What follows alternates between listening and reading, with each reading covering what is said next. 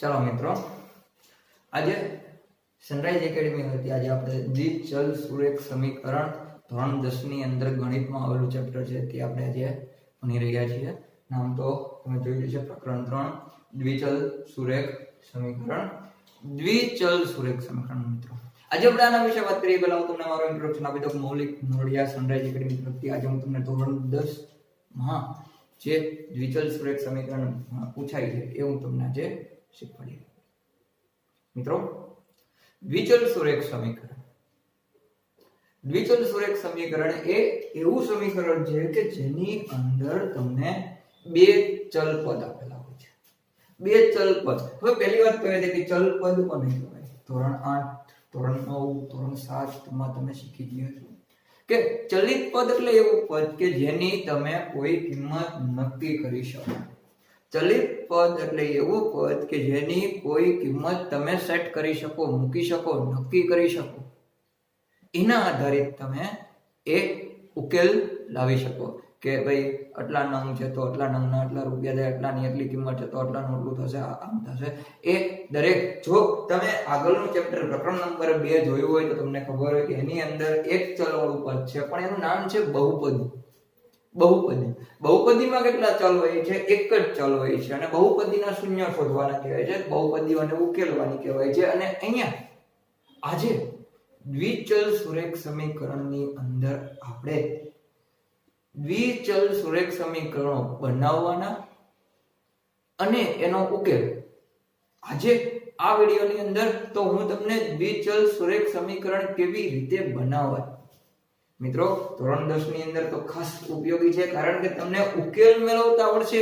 ઉકેલ મેળવવા માટેની રીતો તમને આદેશની રીત, લૂપની રીત, ગ્રાફિકલ મેથડ, ચોકડી ગુણાકારની રીત, આ બધી તો તમને ખબર જ હોય. હું તમને કરાવીશ એટલે તમે તરત જ આવડી જશે. પણ રકમ ઉપરથી તમને સમીકરણ બનાવતા નહીં આવડે. મિત્રો, સૌથી અઘરું કામ શું છે? સ્પર્ધાત્મક પરીક્ષા જો કે ધોરણ 10 છું તો તમને સમીકરણ બનાવતા નહીં આવડે. તો આપણે આજે સમીકરણ બનાવતા શીખીશું. આજે હું તમને દ્વિચલ સુરેખ સમીકરણ, જ્યારે કોઈ બે ચલ પદ આવેલા હોય છે ત્યારે હું તમને એનો સમીકરણ કેવી રીતે બનાવાય છે એ હું શીખવાડીશ. તમે મિત્રો ધોરણ 10, ધોરણ 9, ધોરણ 8 સ્પર્ધાત્મક પરીક્ષામાં પણ તમે જોયું હશે કે ભાઈ પિતાની ઉંમર આ વર્ષે એટલી છે તો આટલા વર્ષ પછી પુત્રની ઉંમર કેટલી થશે, પુત્રની ઉંમર એટલી છે, માતાની ઉંમર એટલી છે તો આટલા વર્ષ પછી માતાની ઉંમર એટલી થાય તો પુત્રની ઉંમર શોધો. મિત્રો, આવા કોયડાઓ સામાન્ય રીતે ગણિતની અંદર ઉકેલવા અઘરા પડે છે. એટલા માટે આજે હું એક એવો પ્રયત્ન કરી રહ્યો છું કે હું તમને આ ઉદાહરણો વતી હું તમને આવા કોયડાઓ સ્પર્ધાત્મક પરીક્ષાઓ માટે કામ લાગે, માટે ઉકેલી શકાય એ શીખવાડી રહ્યો છું. સાથે સાથે હાલની પરિસ્થિતિઓને ધ્યાનમાં રાખીને ધોરણ 10 ના વિદ્યાર્થીઓને એમના વેકેશનની અંદર હું જે કંઈ પણ મારેથી બની શકે એ શક્તિ મુજબ હું તમને મદદ કરું છું કે તમે પ્રકરણ નંબર 3 દ્વિચલ સુરેખ સમીકરણની થોડી સમજણ મેળવો. તો ચાલો આપણે આપણું કાર્ય અહીંથી ધોરણ 10 માં રહેલું ચેપ્ટર નંબર 3 દ્વિચલ સુરેખ સમીકરણના સમીકરણો બનાવવાની તૈયારીઓ શરૂ. મિત્રો, સૌથી પહેલા તો મેં પાઠનું નામ કીધું, ચેપ્ટરનું નામ કીધું. પ્રકરણ નંબર 3 ધોરણ 10 સામાન્ય ગણિત છે, જેનું નામ છે દ્વિચલ સુરેખ સમીકરણ. નામ અને નામ મુજબ મેં તમને સમજાવી દીધું. દ્વિ એટલે બે, ચલ એટલે ચલિત પદો, બે ચલ પદ ધરાવતા સમીકરણો. બે ચલ પદ ધરાવતા સમીકરણો જેને આપણે અહીંયા ઉકેલ મેળવવાના છીએ. તો ચાલો મિત્રો, સૌથી પહેલા તો જોઈએ બે ચલ વાળા પદની અંદર સૌથી પહેલું છે સુરેખ રેખાનું સમીકરણ. સૌથી પહેલા શું છે? સુરેખ રેખાનું સમીકરણ. સુરેખ રેખાનું સમીકરણ એટલે શું? સુરેખ રેખા એટલે એક સીધી રેખા. સીધી રેખાનું સમીકરણ એ સામાન્ય રીતે સાબિત કરવાનું હોય છે, પણ અહીંયા તો હું તમને લખાવી દઉં છું. સુરેખ રેખાનું સમીકરણ ax by c, ax by plus C, જે તમારા માટે ધોરણ 10 ની અંદર આઈએમપી છે. ધોરણ 10 ની અંદર આઈએમપી છે. જે સમીકરણ શું છે? સુરેખ રેખાનું સમીકરણ ax by c, જે અહીંયા લખેલું છે ax by c is equal to 0. ax by c is equal to 0. જો મિત્રો, તો હવે સમીકરણ તો મેં તમને આપી દીધું ax by c, પણ આ બધા છે કોણ? a x b y c આ બધા છે કોણ? તો જ્યાં a b અને c, a b અને c એ r માં આવેલા છે. r ગણની અંદર abc આવેલા જે અચળ પદો છે એની કોઈ કિંમત નક્કી છે, કોઈ ચોક્કસ કિંમત ધરાવે છે. abc ની કોઈ ચોક્કસ કિંમત છે. સમજાણો મિત્રો? ax by c બરાબર 0 માં abc કોઈ ચોક્કસ કિંમત ધરાવે છે, જ્યારે x અને y એ ચલ પદ છે, ચલન અંકો છે, ચલિત પદો છે. ઘણા બધા નામો છે, આપણે એને અંગ્રેજીમાં વેરિયેબલ કહીશું, ગુજરાતીમાં ચલનાંકો, ચલનાંકો, ચલિત પદો કંઈ પણ કહી શકાય છે. બધું એક જ થઈ છે. સમજાણો મિત્રો?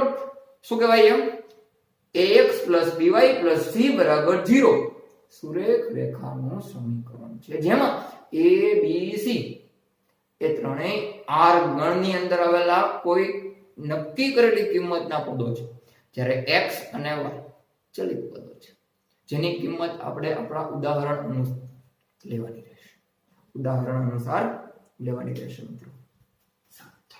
આગળ જોઈએ તો સમજણ લઈએ કે ભાઈ આ કેવા શું માંગે છે. તો એમાં આપણે એક ઉદાહરણ લઈએ છીએ કે એક કેળાની કિંમત રૂપિયા 3 છે. એક કેળાની કિંમત રૂપિયા 3 છે. તો 12 કેળાની કિંમત કેટલી થાય? જો આ સમજણ કોની છે? તો માત્ર ને માત્ર એક ચલ સમીકરણ, જે મેં તમને હમણાં કીધું હતું કે એક ચલ સમીકરણ ક્યાં વપરાય છે? બહુપદીઓમાં. તો શું કહે છે? એક કેળાની કિંમત 3 રૂપિયા હોય તો 12 કેળાની કિંમત કેટલી? 12 ગુણ્યા 3. એક કેળાની કિંમત 3 રૂપિયા છે તો 12 કેળાની કિંમત કેટલી થાય? 12 કેળા ગુણ્યા એક કેળાની કિંમત, તો 12 ગુણ્યા 3 કુલ કેટલા રૂપિયા થાય? 36 રૂપિયા. આ એક ચલ સુરેખ સમીકરણનું ઉદાહરણ છે મિત્રો. એક ચલ સુરેખ સમીકરણ. આ તો સાવ સહેલું છે. એક ચલ સુરેખ સમીકરણમાં તમને કોઈ તકલીફ જ નહીં પડે, એકદમ ઈઝી છે મિત્રો. પણ હવે હું તમને જે શીખવાડી રહ્યો છું, હવે આપણે જે આગળ જોવાના છીએ ઉદાહરણ નંબર 1, ત્યાંથી આપણું દ્વિચલ સુરેખ સમીકરણ શરૂ થાય છે. દ્વિચલ સુરેખ સમીકરણ અહીંયાથી શરૂ થશે મિત્રો. અહીંયાથી આપણે આગળ વાત કરીએ તો હવે ઉદાહરણ 1 એની રકમ આપણે જોઈએ મિત્રો. ઉદાહરણ 1 ની રકમ એક ખુરશી અને ટેબલની કિંમત કુલ 150 રૂપિયા છે.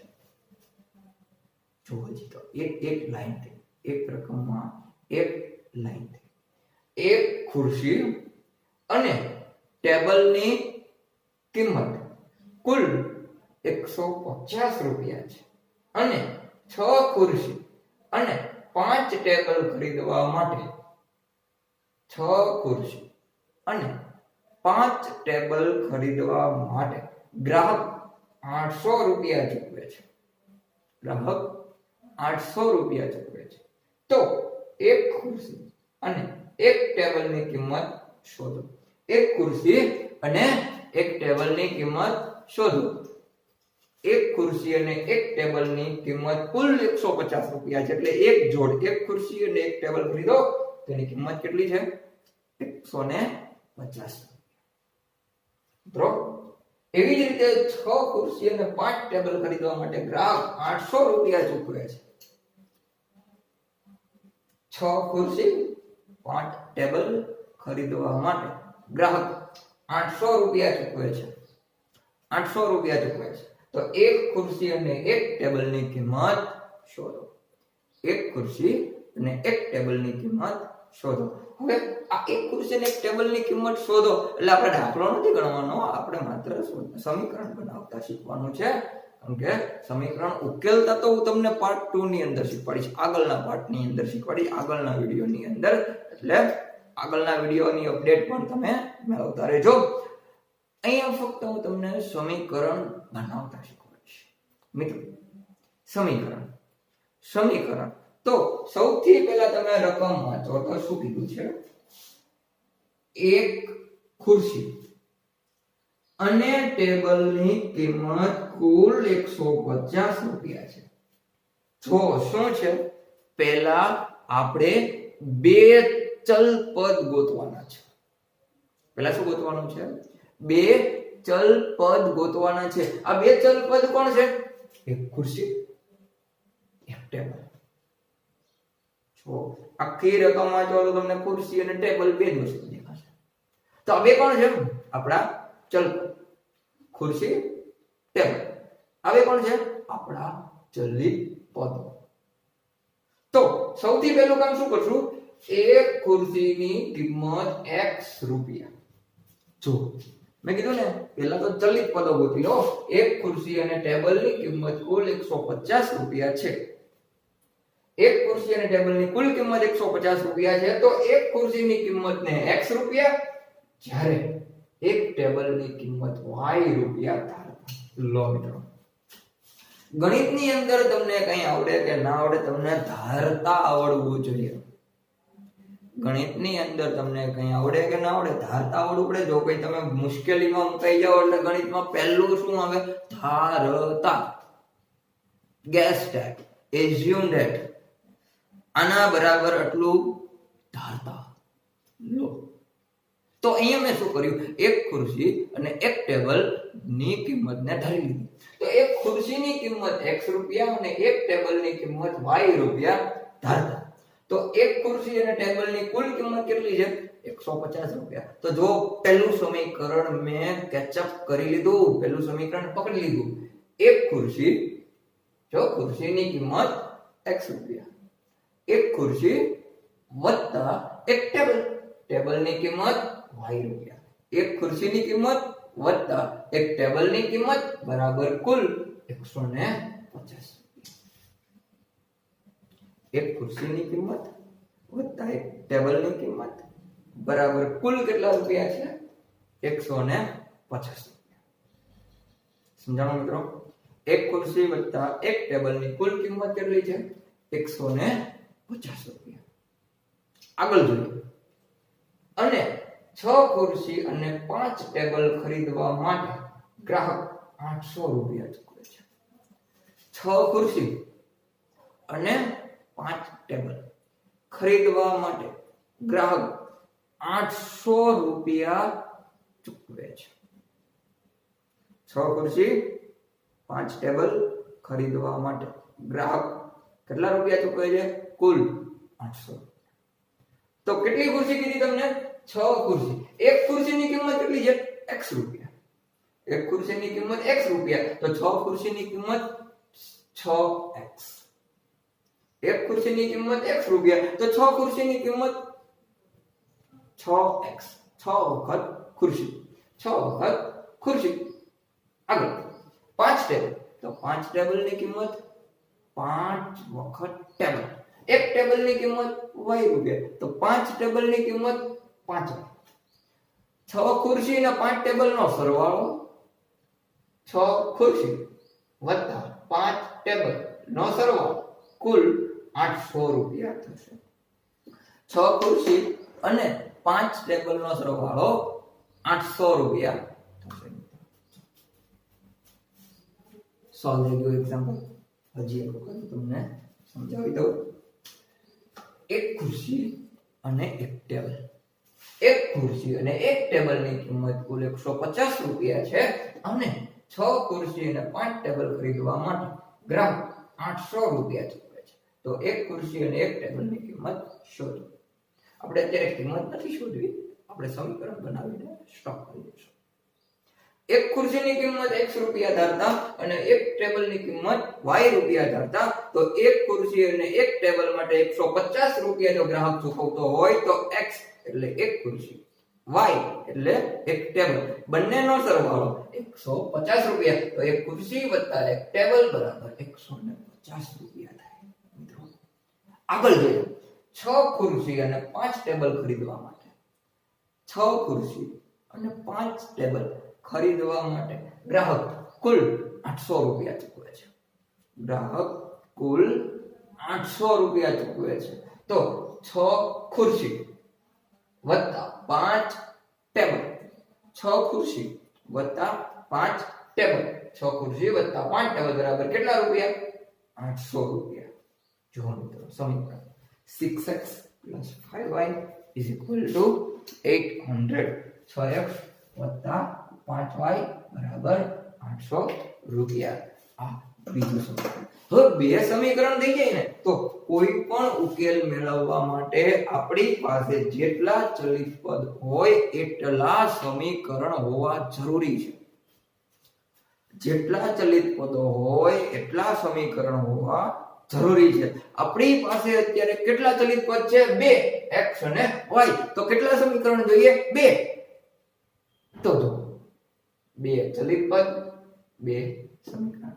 હવે ઉકેલ તમે લાવી શકો, ઉકેલ લાવવાનો છે. ઉકેલ અત્યારે નહીં, અત્યારે માત્ર સમીકરણ બનાવતા શીખીશું આપણે. સમીકરણ બનાવતા આવડી જાય પછી ઉકેલની દરેક રીત, ઉકેલની કુલ 4 રીત છે, જેમાં ધોરણ 10 ની અંદર 3 રીત IMP છે. એક રીત ગ્રાફની રીત, ગ્રાફિકલ મેથડ, એ તમારે નથી કરવાની. તો હું તમને આદેશની રીત, લોપની રીત, ચોકડી ગુણાકારની રીત, આ 3 રીતો આગળના લેક્ચરમાં આપીશ. અત્યારે માત્ર સમીકરણ બનાવતા શીખવું છું મિત્રો. અત્યારે માત્ર સમીકરણ બનાવતા શીખવું. હવે આપણે જશું ઉદાહરણ નંબર 2 ઉપર. હવે આપણે કામ કરીશું ઉદાહરણ નંબર 2. જોઈએ ઉદાહરણ નંબર. રાકેશ 15 પેન અને 20 પેન્સિલ રૂપિયા 190 માં ખરીદે છે. રાકેશભાઈ 15 પેન અને 20 પેન્સિલ રૂપિયા 190 માં ખરીદે છે. આગળ, એક પેન અને એક પેન્સિલની કિંમત રૂપિયા 11 છે. જો મિત્રો, રાકેશ 15 પેન અને 20 પેન્સિલ, 15 પેન 20 પેન્સિલ રૂપિયા 190 માં ખરીદે છે. એક પેન અને એક પેન્સિલની કિંમત કુલ રૂપિયા 11 છે. એક પેન અને એક પેન્સિલની કુલ કિંમત 11 રૂપિયા છે. તો આ વિધાનોને અનુરૂપ દ્વિચલ સુરેખ સમીકરણ બનાવો. આ અત્યારે આપણે શીખવાનું છે. આપણે સમીકરણ બનાવતા શીખવાનું છે. સમીકરણ બનાવતા. રાકેશ 15 પેન અને 20 પેન્સિલ રૂપિયા 190 માં ખરીદે છે. 15 પેન અને 20 પેન્સિલ રૂપિયા 190 માં ખરીદે છે અને એક પેન અને એક પેન્સિલની કિંમત રૂપિયા 11 છે. એક પેન અને એક પેન્સિલની કિંમત રૂપિયા 11 છે. આ વિધાનોને અનુરૂપ દ્વિચલ સુરેખ સમીકરણમાં બનાવો. સૌથી પહેલા તો રકમ મને ઇન્ટરચેન્જ કરીને આપી છે. હું ડરી નહીં જાઉં એનાથી. હું વિચારીશ કે મને તો પેન અને પેન્સિલ, રાકેશભાઈ તો પોતે એક જ છે. રાકેશભાઈ જ પેન અને પેન્સિલ ખરીદવા જાય છે. તો પેન અને પેન્સિલ આ બંનેની કિંમતો શોધવાની છે. તો પેન અને પેન્સિલ એ મારા ચલિત પદો બનશે અને જેની કિંમત મારે શોધવાની છે. સમજાણો મિત્રો? પહેલાના એક્ઝામ્પલમાં કોણ હતું? x અને y, તો ખુરશી ટેબલ. એક ખુરશી એક ટેબલ ની કિંમતો આપણે x અને y ના સ્વરૂપમાં ધારી લીધી. તો મિત્રો આપણે એક રાકેશભાઈ પેન અને પેન્સિલ ખરીદે છે. કેટલી? 15 પેન અને 20 પેન્સિલ 190 રૂપિયામાં ખરીદે છે. જ્યારે એક પેન અને એક પેન્સિલની સંયુક્ત રીતે કુલ 11 રૂપિયા કિંમત મળે છે. તો આપણે બંનેને અનુરૂપ વિધાનોના સમીકરણો બનાવીએ. તો એક પેન બરાબર x રૂપિયા ધારતા અને એક પેન્સિલ બરાબર y રૂપિયા ધારતા. જો એક પેનની કિંમત x રૂપિયા એક પેનની કિંમત x રૂપિયા અને એક પેન્સિલની કિંમત y રૂપિયા ધારતા. એક પેનની કિંમત x રૂપિયા, એક પેન્સિલની કિંમત y રૂપિયા ધારતા. એક પેન અને એક પેન્સિલની કિંમત આપણે ધારી લીધી. એક પેનની કિંમત x રૂપિયા, એક પેન્સિલની કિંમત y રૂપિયા. તો એના આધારિત આપણે સમીકરણ બનાવ્યું. કારણ કે જ્યારે એક પેન અને એક પેન્સિલને સંયુક્ત રીતે તમે ખરીદો છો, એક પેન અને એક પેન્સિલની કુલ કિંમત રૂપિયા 11 છે, તો એક પેનની કિંમત x, એક પેન્સિલની કિંમત y, તો x + y બરાબર 11 રૂપિયા. x + y બરાબર 11. આ આપણને એક સમીકરણ મળે છે. x + y બરાબર 11. x + y બરાબર 11. હવે આગળ રાકેશ 15 પેન અને 20 પેન્સિલ રૂપિયા 190 માં ખરીદે છે. 15 પેન, 20 પેન્સિલ, કુલ 190 રૂપિયામાં ખરીદે છે. કુલ 190 રૂપિયામાં 15 પેન, 20 પેન્સિલ ખરીદે છે. મિત્રો 15 પેનની કિંમત રૂપિયા 15x. એક પેનની કિંમત કેટલી છે? x રૂપિયા. તો 15 પેનની કિંમત કેટલી થાય? 15 × x. હમણાં જ મેં તમને સમજણ આપી. એક ચલની કિંમત 3 રૂપિયા, તો 12 ચલની કિંમત 12 × 3. એવું નથી કે એને આમાં નથી ઉપયોગમાં લીધું, પણ મેં એક ચલ સુરેખ સમીકરણ પણ આમાં ઉપયોગ કર્યો જ છે. પછી જ મને આગળ દ્વિચલ સુરેખ સમીકરણનો ઉકેલ મળે. જો એક પેનની કિંમત x રૂપિયા હોય તો 15 પેનની કિંમત રૂપિયા 15x થાય. એવી જ રીતે એક પેન્સિલની કિંમત y રૂપિયા ધારીએ તો 20 પેન્સિલની કિંમત રૂપિયા 20. એક પેનની કિંમત x રૂપિયા તો 15 પેનની કિંમત 15x રૂપિયા. એક પેન્સિલની કિંમત y રૂપિયા તો 20 પેન્સિલની કિંમત 20y રૂપિયા થાય. તો આના ઉપરથી આપણે સમીકરણ બનાવીએ. રાકેશ 15 પેન અને 20 પેન્સિલ રૂપિયા 190 માં ખરીદે છે, તો 15x + 20y. 15 pen, 20 pencil, 15x + 20y બરાબર 190 રૂપિયા. તો મિત્રો એક પેનની કિંમત x હોય તો 15 પેનની કિંમત 15x રૂપિયા. એક પેન્સિલની કિંમત y હોય તો 20 પેન્સિલની કિંમત 20y. તો સમીકરણ શું મળે? 15x + 20y. 15 પેન અને 20 પેન્સિલનો સરવાળો, 15 પેન અને 20 પેન્સિલનો સરવાળો 190 રૂપિયા થાય છે. તો 15x + 20y બરાબર 190. 15x + 20y બરાબર 190 રૂપિયા. તો સમીકરણ વાંચો, રકમ વાંચો, એટલે એની અંદર તમને સમીકરણ બનાવવાનો ડેટા મળતો થાય. તમે વિચારો તો તમને તરત ખ્યાલ આવે કે હા ભાઈ આમાં બે ચલ પદ કોણ લેશું, શોધવાનું શું કીધું છે? એક ચલિત પદ હોય, શોધવાનું શું છે? આપણે પેલા ઉદાહરણમાં ટેબલ અને ખુરશી, બીજા ઉદાહરણમાં પેન અને પેન્સિલ. તો આ ચલિત પદો બને છે. આવી જ રીતે આપણે ઉદાહરણ નંબર 3 લઈએ. ઉદાહરણ નંબર 3. સમીકરણ યુગ્મ બનાવો. સમીકરણ યુગ્મ બનાવો. બસ આપણે આવું શીખવાનું છે. સમીકરણ કઈ રીતે બનાવવું. સમીકરણ બનાવતા આવડી જશે પછી તો તમે મને પૂછવાય નહીં ઉપર, ફટાફટ સોલ્યુશન કરી નાખશો. પહેલા આપણે સમીકરણ બનાવતા શીખવાનું છે. તો સમીકરણ યુગ્મ બનાવો. 5 પેન અને 8 શર્ટ. 5 પેન્ટ અને 8 શર્ટ એક દરજી રૂપિયા 3100 માં વેચે છે.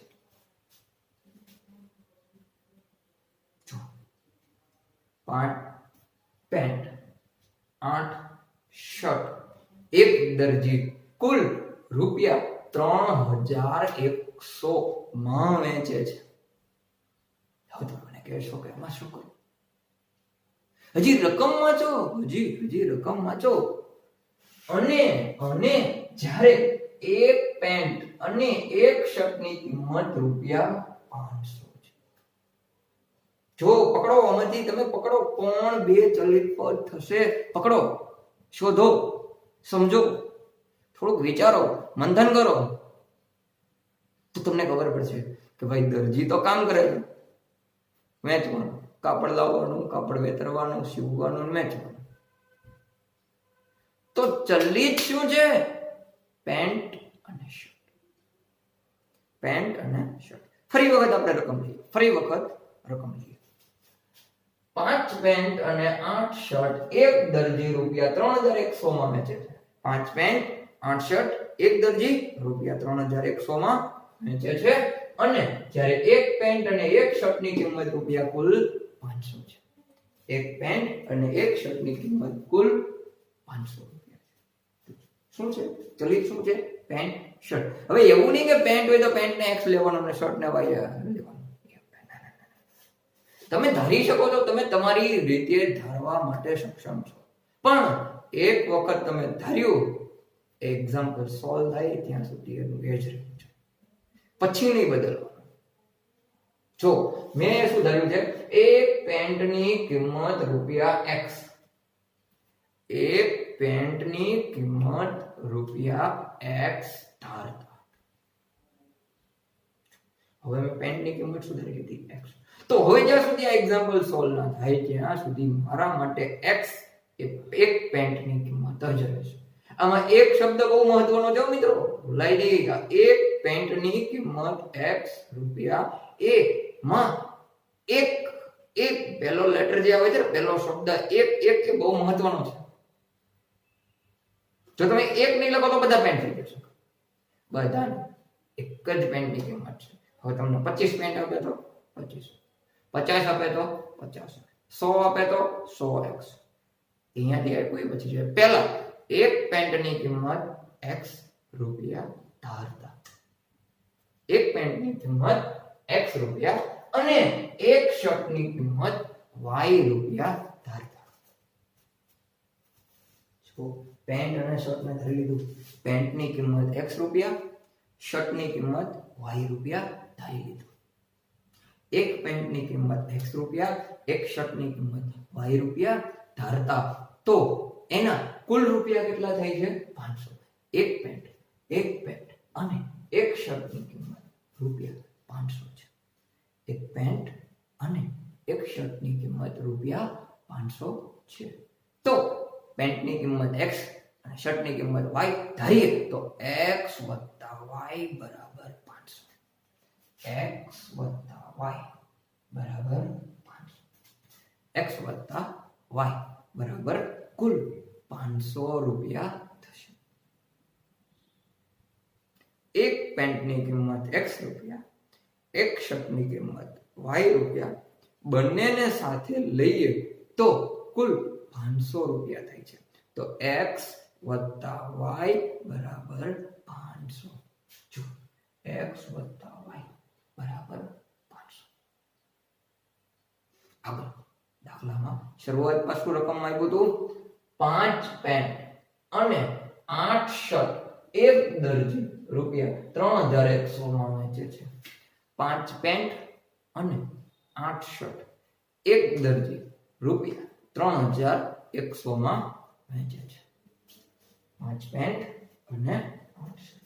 જો એક પેન્ટની કિંમત x રૂપિયા હોય, જો એક પેન્ટની કિંમત x રૂપિયા હોય તો 5 પેન્ટ માટે કુલ કિંમત 5x રૂપિયા થાય. એક પેન્ટની કિંમત x રૂપિયા હોય તો 5 પેન્ટ માટે 5x રૂપિયા થાય.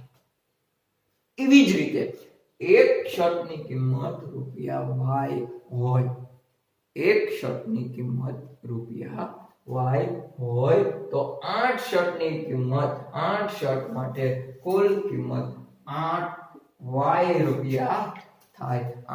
8y રૂપિયા થાય. હવે સરવાળો કેટલો કીધો છે? 5 પેન્ટ અને 8 શર્ટ એક દરજી રૂપિયા 3100 માં વેચે છે.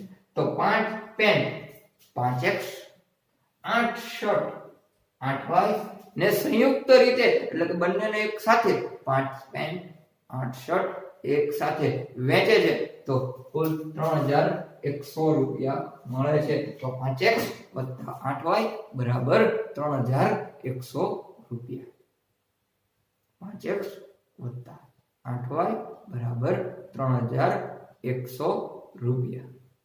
મિત્રો જો 3 ઉદાહરણ મેં તમને બહુ સારી રીતે સમજાવવાની કોશિશ કરી છે. તમે જોઈ શકો છો બોર્ડ પર મેં જે લખ્યું છે એ દરેક વસ્તુ મેં બહુ નાની વસ્તુને ધ્યાનમાં રાખીને લીધું છે. નીચે નોટ પણ આપી છે જે મેં દરેક એક્ઝામ્પલમાં આપી છે. એ નોટ દરેક ઉદાહરણમાં બે ચલ રહેલા છે. એકનો આપણે x નામ આપીશું અને બીજાનું નામ y. બે ચલ છે. આ બે ચલને ગોતવાના છે. કોણ છે આ ચલ? આ ચલ ગોતી લો એટલે એકને આપણે કહીશું x, બીજાને આપણે કહીશું y. બીજી નોટ દરેક ઉદાહરણમાં બે ચલ પદ ધારવામાં આવેલા છે x અને y. આ ચલ પદ જ ધારવાનું. તો પહેલામાં ટેબલ ખુરશી, બીજામાં પેન પેન્સિલ, ત્રીજામાં પેન્ટ શર્ટ. દરેકમાં બે ચલ પદ છે x અને y. આ બંને ચલ પદને ધારવામાં આવે છે. એક x કહીશું, બીજાને y કહીશું. એકને x કહીશું, બીજાને y કહીશું. ચાલો આગળ આપણે જોઈએ. આગળ પણ આવા જ અમુક એક્ઝામ્પલ આપણી પાસે છે એને આપણે મિત્રો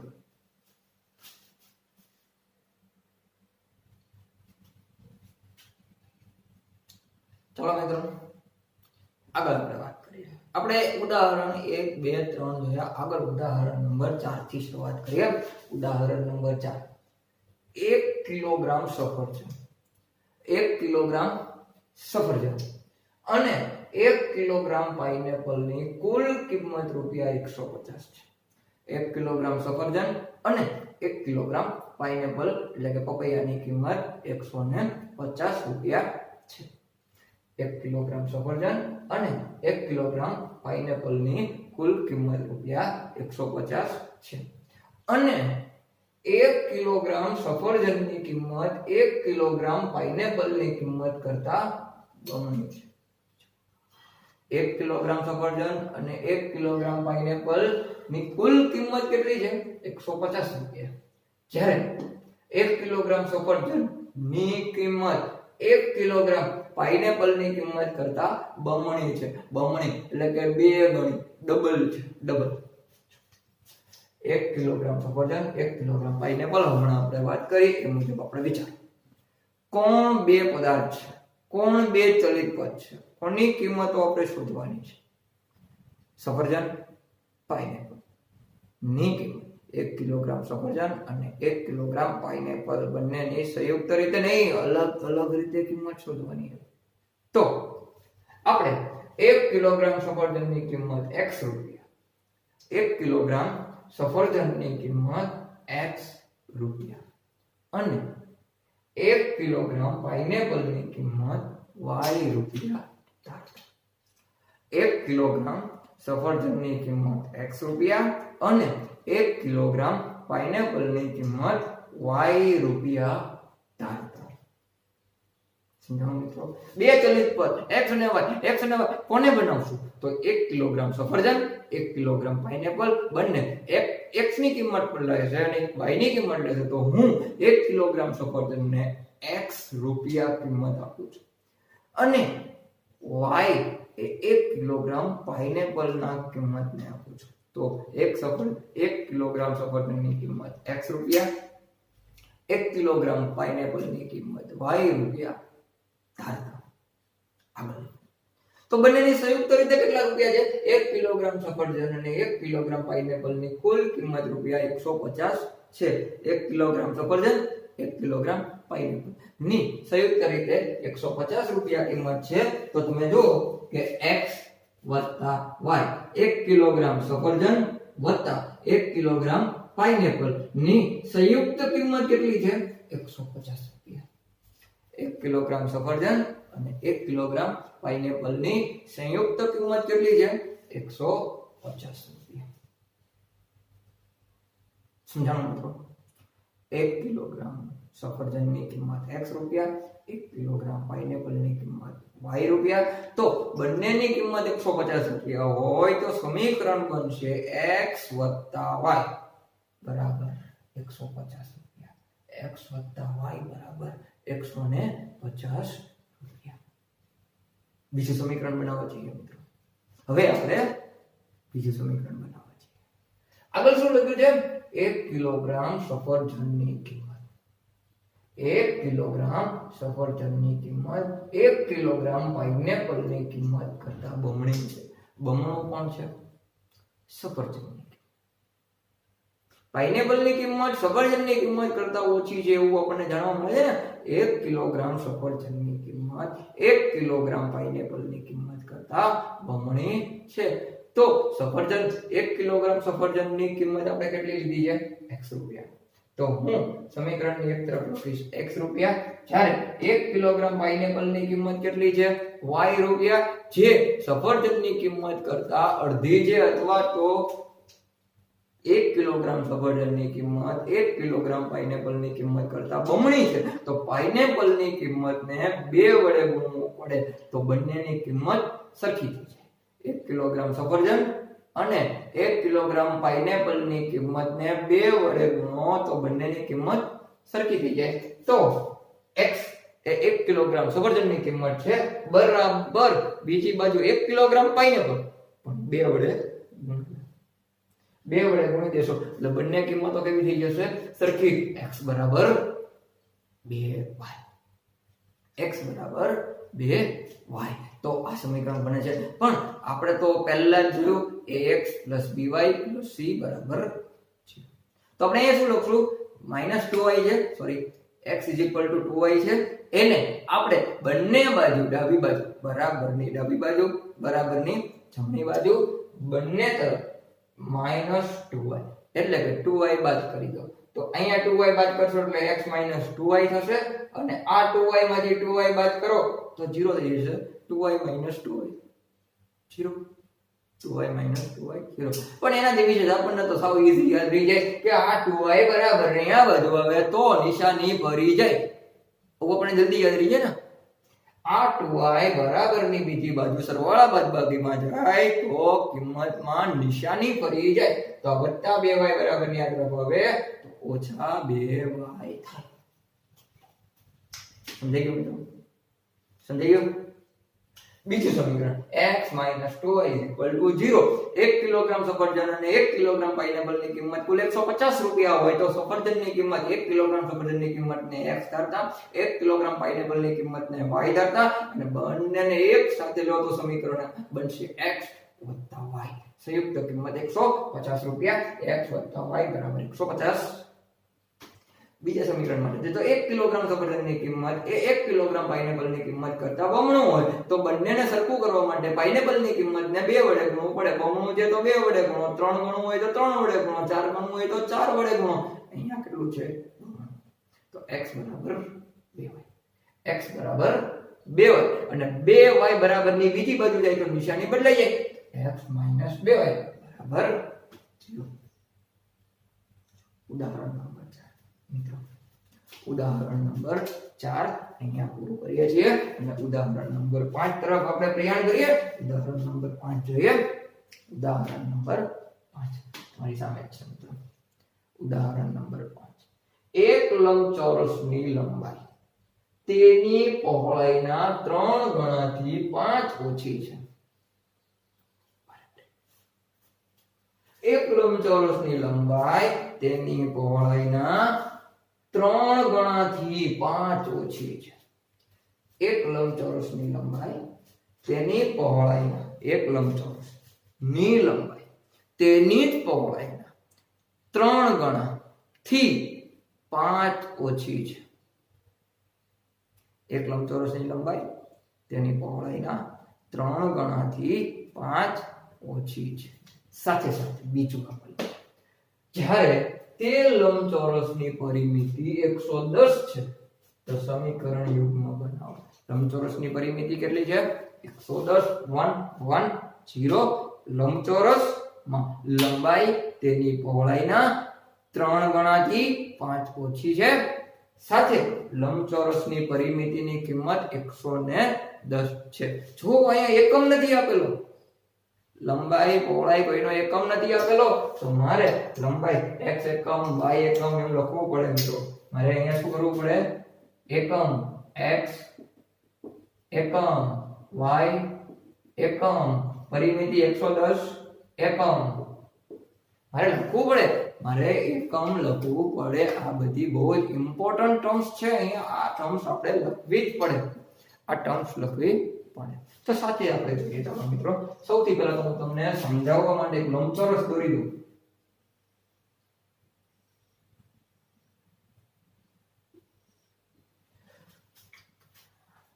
સમજાવવા માટે મેં એક લંબચોરસ દોરી દીધો છે. એમાં હું તમને કહું છું કે આ અને એને શું કહીશું? લંબાઈ. નાની બાજુ છે એને y કહીશું. એને શું કહીશું? પહોળાઈ. લંબાઈ પહોળાઈ x લંબાઈ ધારીએ, y પહોળાઈ ધારીએ. મેં લખ્યું છે લંબચોરસની લંબાઈ x એકમ અને લંબચોરસની લંબાઈ x એકમ અને તે જ લંબચોરસની પહોળાઈ y એકમ ધારો. એક લંબચોરસની લંબાઈ x એકમ અને તે જ લંબચોરસની પહોળાઈ y એકમ ધારતા. લંબચોરસની લંબાઈ x એકમ અને લંબચોરસની પહોળાઈ y એકમ ધારતા.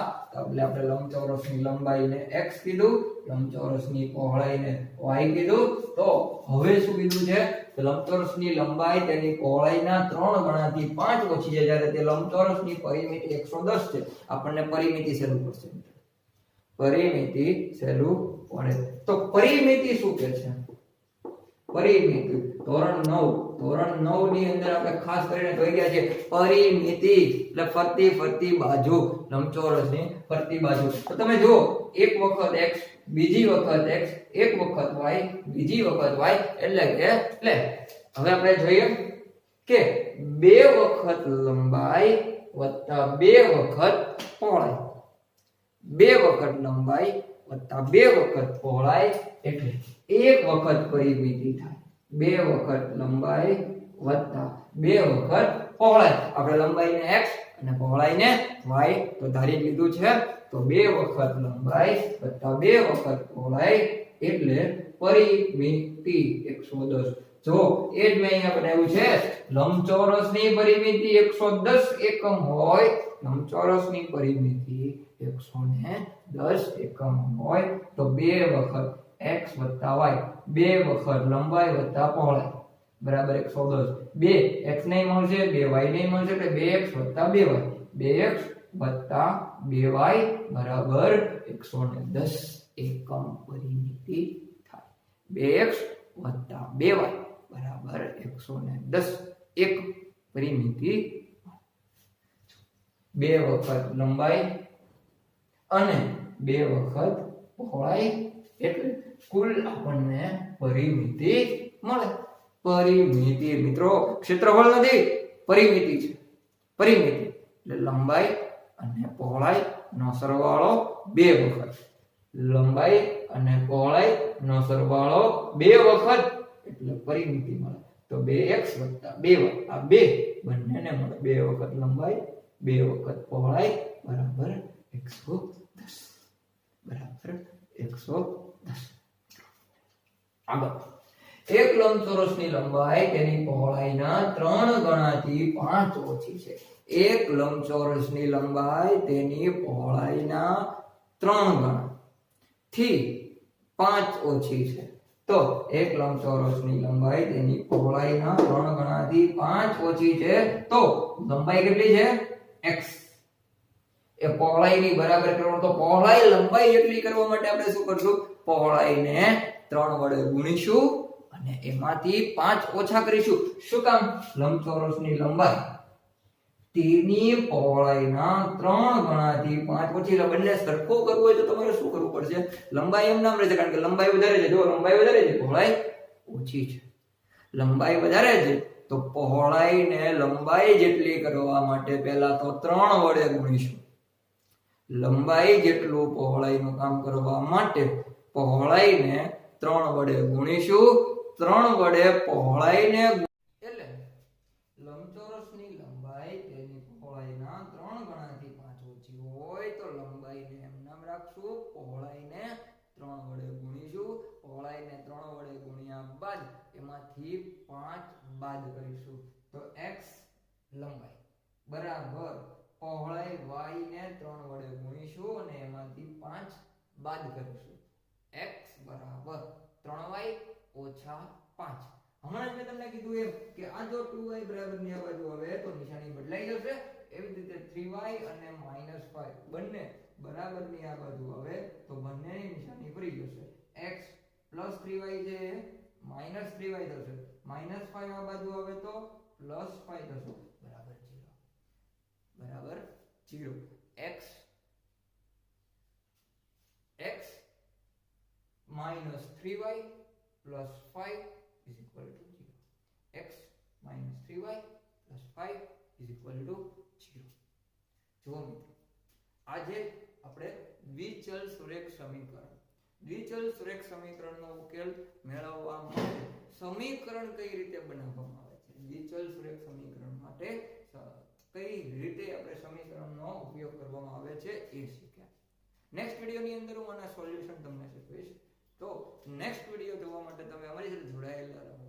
આવા જ વિડિયો સનરાઈઝ એકેડમી વતી અમે તમને પ્રોવાઈડ કરતા રહીશું. આની માટે તમે જો હજી પણ અમારી ચેનલને સબસ્ક્રાઇબ ના કરી હોય તો અમારી સનરાઈઝ એકેડમી ચેનલને સબસ્ક્રાઇબ કરો અને બાજુમાં આવેલા બેલ આઇકોનને પ્રેસ કરો જેથી કરીને અમારી દરેક નોટિફિકેશન તમારા સુધી મળતી રહે અને તમે આવી જ રીતે અમારા આવા વિડિયો થેન્ક યુ.